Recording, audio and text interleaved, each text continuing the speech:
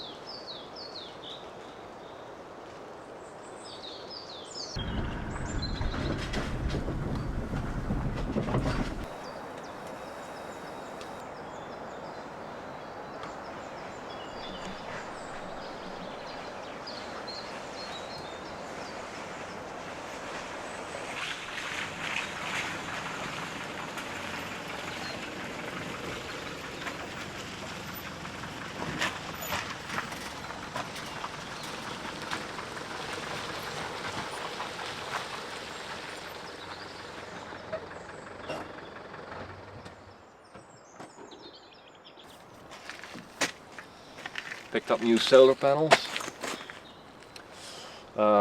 These ones are going to be replaced. They're about 15 years old, I think, so it's going to be quite an upgrade. Those are 230 watts and these are 455, and they're also bifacial, so they can charge from the backside as well, and that will be beneficial on the ones that are on the back standing up. When there's snow in winter, that will reflect some light onto it. Will give some extra charge. But mostly the front is already just a big upgrade.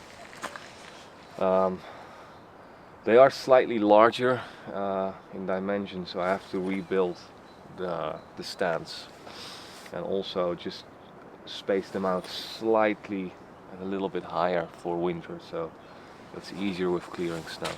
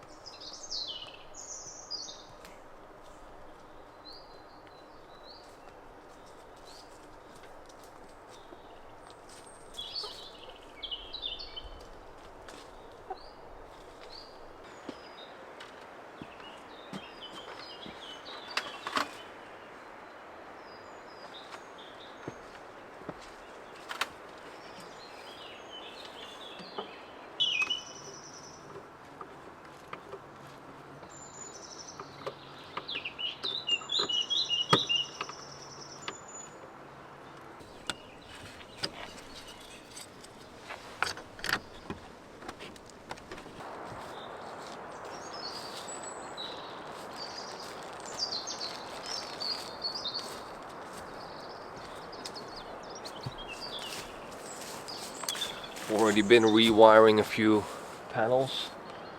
I'm connecting all of the panels to these PV combiner boxes. Kind of minimizes the amount of MC4 connectors, because I was using those MC4 branches to connect everything together, but at some point they started to melt and deform. I mean, it could be some dirt or a bad crimp, some resistance that they get too hot. So this is better. Some breakers built in as well, some protection. So it's going to be another one. But most of the work will be just rebuilding the stands, because the panels are slightly bigger, so it needs to be rebuilt. So I'll show a whole overview of the installation once we're finished in 2 weeks.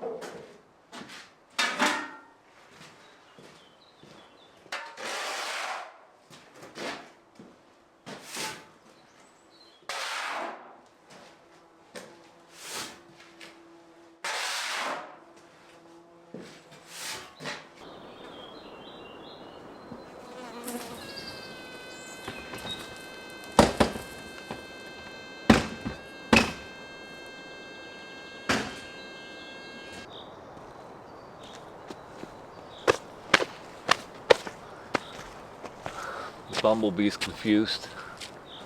They're always digging holes in the walls or in between the stones. They do that on the outside here, where it's easier because it's a soil, like a clay mortar. But now that the walls are pointed, you can't get in anymore. So it's interesting to see. Yeah, I made a good leap with the pointing of the walls, but it's dirty work. My hands are incredibly dry, although I wear gloves all the time.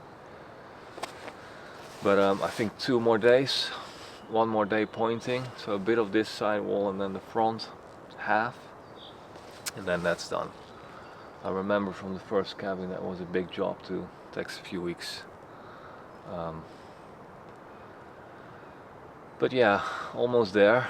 And then the floor work, then cleaning up outside, doing some more soil work, filling the trenches because they're still open, by waiting for some drier days as well. May is always very rainy here, as well as this week, but quite beautiful. dramatic skies of clouds coming in. Yeah, my brother's visiting next week with a friend. Ella will be back, so I think we'll do a lot of work next week. Well, the week after probably, because we take some days off as well. Yeah, some problems at the chicken coop. The fox is there. I mean, I have shots of him in the night, and he's trying to get in. You can see it because there's more digging underneath the chicken coop. He's trying to dig a hole underneath, but he won't be able to because the chicken wire is going all underneath the soil, so there's no way to come through. But he's persistent. There was an attack actually this week. I didn't film it because it happened very fast. It's not on camera. But I was having lunch inside. I heard the chickens making noise, so I ran up very quickly, and then I saw the fox disappearing in the forest with the brown chicken. But he let it go eventually, and she was looking quite ruffled up. I think she lost a bit of her comb, the red bit in the middle. But she's alright. But the fox is there, so even now in broad daylight he is trying to get in. And during the day I often let them out in the outside run, which is not protected, like the fox can just jump over the fence. So yeah, that's something. The first years it was just they were out every day, just roaming about. There was never a predator, never an issue.